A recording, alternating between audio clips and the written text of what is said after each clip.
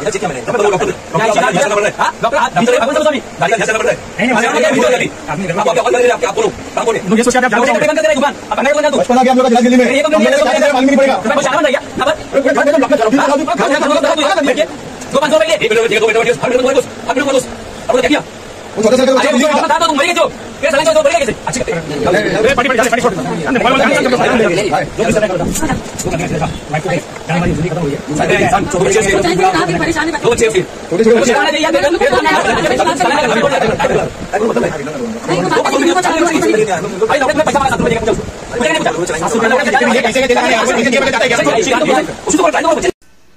గోవిందాయ నమః.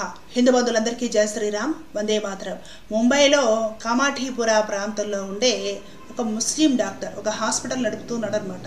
అతను ఏం చేశారంటే అతని దగ్గరకు వచ్చే హిందూ మగవారు, ప్రత్యేకించి అక్కడ మరాఠీయులు మార్వారీలు ఉంటారు కదా, వాళ్ళ మగవారు ఎవరైనా కూడా హాస్పిటల్కి వెళితే ఏదైనా అనారోగ్య సమస్య కారణంగా వాళ్ళల్లో ఉండే మగతనం లేదా పురుషత్వము పోయే విధంగా, వాళ్ళు నపుంసకులు అయిపోయే విధంగా, వాళ్ళకి వ్యంధ్యత్వం కలిగే విధంగా ఇంజక్షన్లు వేశాడు. అలా అతను చాలా మందిని చేశాడు. తర్వాత ఏం చేశాడంటే తన దగ్గరకు వచ్చే ఈ హిందూ పురుషులలో వ్యంధ్యత్వం కలగడం, అంటే ఈ శృంగారపరమైన సామర్థ్యం పూర్తిగా తగ్గిపోవడం జరిగిన తర్వాత నిదానంగా వాళ్ళ మహిళలు భార్యలతో మాట్లాడి వాళ్ళను వంచి వాళ్ళను ముస్లిం మగవారికి పరిచయం అయ్యేలాగా, వాళ్ళతో స్నేహం నేర్పేలాగా ఏర్పాటు చేశాడు. ఇదంతా కూడా అతను ఒక పథకం ప్రకారం చేస్తున్నాడు. ఈ విషయాలు కంప్లీట్ గా రిపోర్టుతో సహా వెలుగులోకి వచ్చాయి. అప్పుడు అతను హాస్పిటల్కి వెళ్ళే ఈ హిందువులు ఎవరైతే ఉన్నారో, ఎవరు ఈ బాధలు పడిన వాళ్ళు ఉన్నారో మొత్తం వెళ్ళి అతనికి వార్నింగ్ ఇచ్చారు, దేహశుద్ధి కూడా చేశారు, కేసు కూడా ఫైల్ చేశారు. వీళ్ళందరూ ఇలాగా ఉంటారు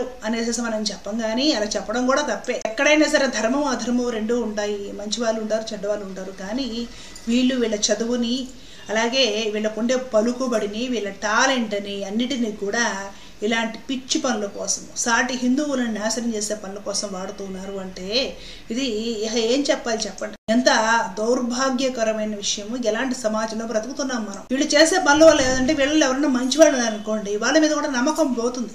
వీళ్ళని కూడా ఏం నమ్ముతాంలే, వీళ్ళందరూ ఇలాగే ఉన్నారు అనే ఒక పరిస్థితి వచ్చేస్తుంది. అసలు కళలో కూడా ఇలాంటి ఆలోచనలు చేయలేం మనం. కావాలంటే ఏదైనా హాస్పిటల్ పెట్టేసుకుంటే ఫీజులు ఎక్కువ తీసేసుకుంటారు, అక్కర్లేని మందులు ఎక్కువ రాసేసి 3 పొట్ల వాడండి అని చెప్తారు. ఆ మందుల షాపులు, హాస్పిటల్స్ నడవాలి కాబట్టి అలాంటి డాక్టర్లు మనం సమాజంలో చూస్తుంటాం. వాళ్ళు కూడా చాలా మందే ఉన్నారు. కానీ దారుణంగా ఒక మనిషికి తను ప్రమాదంలో పడిపోయి తన జీవితం నాశనం అయిపోయి తనకు అనారోగ్య కారణమై ప్రాణాల మీదకి వచ్చే ఇంజక్షన్లు వాళ్ళకే తెలియకుండా వాళ్ళ శరీరాలకు వేస్తున్నారంటే ఎంత కసాయి ప్రవృత్తి ఉంటే చేస్తారండి ఈ పనులు. చూస్తూ ఉత్త పుణ్యానికి ఏ తప్పు లేకుండా పక్కనోడి మీద ఒక దెబ్బ వేయాలన్నా, ఒకటి తిట్టాలన్నా కూడా ఆలోచిస్తామో మనము. వీడు మన పట్ల ఏం అపచారం చేయలేదు కదా, ఎందుకు ఈ విధంగా అని 1-2 సార్లు ఆలోచన చేసుకుంటామే. అన్యాయంగా తన పట్ల ఏ విధమైన ద్రోహము చేయలేదు, తనకి ఏ అన్యాయము అధర్మము చేయలేదు, తనను బాధ పెట్టలేదు, పైగా డాక్టర్ అనేసి గౌరవించి బోర్డు ఫీజులు కట్టి నమ్మి డాక్టర్ దగ్గరికి వస్తే ఈ డాక్టర్ చేసిన పనులు ఇవి. హిందువులు ఎవరెవరైతే తన దగ్గరకు వస్తారో వాళ్ళందరినీ టార్గెట్ చేసి వాళ్ళకి నపుంసకత్వం కలిపేలాగా ఇంజక్షన్లు వేసేసి ఆ తర్వాత నిదానంగా వాళ్ళ భార్యలను కూడా అప్రోచ్ అయ్యి భార్యల్ని ఇతని తాలూకా వాళ్ళ దగ్గరికి తార్చుతున్నాడు. ఏం చెప్పాలంటే, ఏం చేయాలంటే ఇలాంటి వాళ్ళని చెప్పండి, మీరే చెప్పండి. మనకి సాంప్రదాయంలో ఏమిటో తెలుసునా, వైద్యో నారాయణ హరి, వైద్యుడిని నారాయణ స్వరూపంగా భావిస్తాం. ఎందుకంటే ప్రాణాలు పోసేవాడు కాబట్టి. అతడు ఎవరైనా ఏ జాతి వాడైనా వైద్యుడు అంటే మనకి అనారోగ్యం ఉన్నప్పుడు వెళితే ఏదన్నా ట్రీట్మెంట్ చేస్తారేమో, మందిస్తారేమో, బాగుపడతాం కదా అని ఆశతోటి వైద్యుడి దగ్గరికి వెళ్తాము. డాక్టర్ అంటేనే సమాజంలో గౌరవం ఉంటుంది. డాక్టర్ గారు కనపడితేనే ముందు మనం లేచి నిలబడతాం, నమస్కారం చేస్తాం. తను చిన్న చితకా డాక్టర్ అయినా కూడా డాక్టర్ గారు అని పిలిచి చాలా గౌరవిస్తామే. ఆ పవిత్రమైన ఒక వైద్య వృత్తిలో ఉండి ఇతడు చేస్తున్న నీచమైన పనులు చూడండి. సభ్య సమాజము సిగ్గుతో చచ్చిపోవాలి. అలాంటి పనులు అండి ఇవి, దౌర్భాగ్యమైన పనులు ఇవి, పరమ దుర్మార్గమైన పనులు ఇవన్నీ. ఏం చేశారంటే హిందువులు చెప్పండి? ఇతడు జోలికి వచ్చాడా? ఇతనేమైనా అన్నారా? ఇద్దరికి ఏమైనా ద్రోహము, దుర్మార్గము, అన్యాయం చేశారా? ఎందుకు ఇంత ఉగ్రవాదము? ఎందుకు ఇంత మతోన్మాదము? నీతో పాటు ఉంటున్న ఒక సాటి వ్యక్తి తన ధర్మాన్ని తాను పాటించుకోకూడదా? తన పద్ధతి ప్రకారం తను బ్రతుకు గడుపుకోకూడదా? నీ మతం వాడు కాకపోతే ఇంత నీచమైన అకృత్యాలకు పాల్పడతావా నువ్వు? ఇదే చెప్పాడా దేవుడు నీకు? నీ పుస్తకం ఇదే చెప్తుందా? నేను ఇంతకు ముందు ఒక వీడియో చేశానండి, మీకు గుర్తుందో లేదో. మన వాళ్ళే, మన ఛానల్ ఫాలోవర్స్, పాప సాంప్రదాయ కుటుంబంలో వాళ్ళు ఆరోగ్యం బాగాలేక చూపించుకోవడానికి వెళితే ఆ హాస్పిటల్లో ల్యాబొరేటరీలో ఉన్న ల్యాబ్ టెక్నీషియన్ టోపీ మతం వాళ్ళ పద్ధతి చూసి వీళ్ళు చాలా సాంప్రదాయ హిందూ కుటుంబంలో వాళ్ళు అని గమనించి వాళ్ళు ఏమి చేయాలి అక్కసు తీర్చుకోవడానికి వాళ్ళకి హెచ్ఐవి ఉన్నట్లుగా రిపోర్టుల్లో రాశాడు. బ్లడ్ టెస్ట్ చేసిన తర్వాత హెచ్ఐవి ఉన్నట్టు రిపోర్ట్ ఇచ్చారు. అవి చూసుకొని వాళ్ళు చాలా నెలల పాటు నరక యాతన అనుభవించారు. ఒకళ్ళ కొంది వాళ్ళ నుండి ఇంకొకరు కూడా వచ్చింది హెచ్ఐవి వచ్చేస్తుందని తెలిచేశారండి. నరక యాతన అనుభవించారు వాళ్ళు. తర్వాత మరలా హెల్త్ ఏ కండిషన్లో ఉందో చెక్ చేయించుకోవడానికి కొన్ని నెలలు గడిచిపోయిన తర్వాత వేరే ఏదో హాస్పిటల్కి వెళ్ళి మళ్ళీ బ్లడ్ టెస్ట్ చేయించుకుంటే అవి ఏమీ హెచ్ఐవి ఉన్నట్టు రిపోర్ట్ రాలేదు. ఆశ్చర్యపోయారు, ఏంటి ఇదని.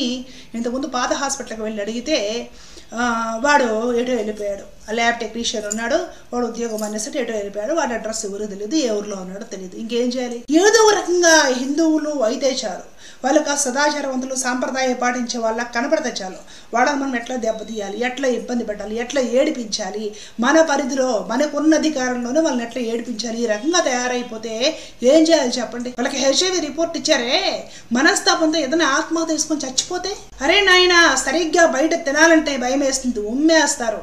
వాడెవడో యూరిన్ పోసేస్తాడు జ్యూస్లో. మాంసం అమ్ముతామని చెప్పి అందులో గోమాంసం కలిపి హిందువులకు అమ్ముతారు. హలాల్ అంటారు. కాంపిటేటివ్ ఎగ్జామ్స్ రాసేది అక్కడ ఆ ఎగ్జామ్ పేపర్స్ మొత్తం లీక్ చేసేయడము, వీళ్ళ తాలూ కావాలనే అక్కడ మార్కులు ఏం చేసేసి కాంపిటీషన్లో నుంచో పెట్టడం. హాస్పిటల్కి పోతేనేమో అక్కడ హిందువులు టార్గెట్ చేసేసి వాళ్ళ బతుకులతో ఆడుకోవడం, పండగలు చేసుకుంటే వచ్చి రాళ్ళేసి బాల్ చేయడం. హిందువులు ఆడపిల్లలు ఎక్కడైనా కాలేజీలోనో ఉద్యోగం చేసేట కనపడితే వాళ్ళని టార్గెట్ చేసి జిహాదీకి గురి చేయడం. గోమాతలు రోడ్డు మీద కనపడితే ఎవరు చూడకుండా చూసి గోమాతలను రేప్ చేసి వీళ్ళ లైంగిక వాంఛలు తీర్చుకోవడం. ఎన్ని ఎన్ని ఎన్ని ఎన్ని ఘోరాలను రోజు చూస్తున్నాము, ఎన్నెన్ని తట్టుకుంటామండి. ఇలాంటివి ఏమన్నా వచ్చినప్పుడు ప్రభుత్వాలు గట్టిగా చర్య తీసుకుని బుద్ధి చెప్పాలి. వాట్ల కోసం వాళ్ళు ఆ పని చేయరు. ఇక్కడ బలైపోతుంది, బాధితులు అయిపోతుంది హిందువులే. ఎటు నుండి ఏ ప్రమాదం వచ్చి పడుతుందో తెలియని స్థితిలో హిందువులు ఉన్నారంటే నమ్మండి. ఇప్పుడు అంటే దేవాలయాలు సురక్షితంగా ఉండవు, గోమాతలు సురక్షితంగా ఉండవు, హిందువులు సురక్షితంగా ఉండరు. హిందువుల్లో ఆడపిల్లలకి ఇబ్బంది అనుకుంటే మగాళ్ళకు కూడా ఇబ్బంది.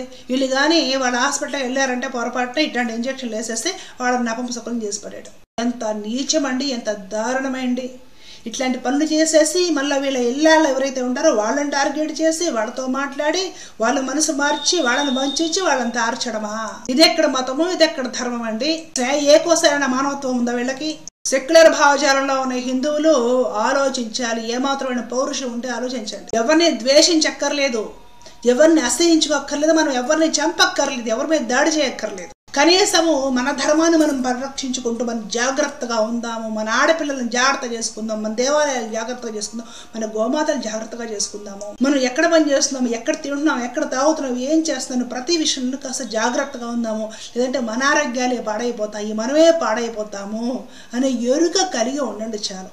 కర్రలు తీసుకొని కత్తులు తీసుకుని ఎవరి మీదకి పోవాలనేసి మనం చెప్పడం లేదు, మన ధర్మం కూడా అలా చెప్పదు. కనీసము ఒక చైతన్యంతో ఒక ఎరుక కలిగి జాగ్రత్తగా ఉండాలి. మన చుట్టుపక్కల ఉన్న వాళ్ళకి ఈ జాగ్రత్తను పాటించుకుని ఒక అవగాహన కలిగించాలండి. ఇది హిందువుగా ప్రతి ఒక్కరికి ధర్మం. ఏ కాడికి నా పూజ నేను చేసుకుని నా ఇంట్లో నేను కూర్చుంటాను కాదు, మన చుట్టూ ఉన్న హిందువులకు కూడా కాస్త తెలిసేలా చెప్పాలి, చైతన్యం రగిలించాలి. చాలు, మనల్ని మనం చైతన్యవంతం చేసుకొని మనం జాగ్రత్తగా ఉంటే చాలు. ఇంకొకటి మీద కర్ర కత్తి తీసుకుని వెళ్ళాల్సిన అవసరం లేదు. మరి మనం జాగ్రత్త పడ్డామంటే, చైతన్యులమై ఉన్నామంటే, ప్రశ్నించడం మొదలు పెట్టామంటే, ఖండించడం మొదలు పెట్టామంటే, మనందరం తెలుసుకున్నామంటే అవతలని ఆటలు సాగవు. వాడు మూసుకొని ఉండాల్సిందే. అది చాలు, మనం సక్సెస్ సాధించినట్లే. ఎవరి మీద దండయాత్రలు అవసరం లేదు మనకి. హిందువులకి చైతన్యం కలిగించాలని, హిందువులు నిద్రాణంగా ఉన్న హిందువులు జాగ్రత్త అవ్వాలనే ఉద్దేశంతో నేను ఈ వీడియో చేస్తున్నానండి. విమర్శించుకోవడం కోసం కాదు, మతోన్మాదంతోనూ కాదు, నా హిందూ సమాజాన్ని నేను రక్షించుకోవాలి కాబట్టి మేలుకొల్పడం కోసం ఈ వీడియో చేస్తున్నాను. ధర్మ రక్షిత రక్షిత, లోకా సమస్త సుఖభవంతు. జై శ్రీరామ్, జై భారత్, జై హింద్. కృష్ణార్పణ.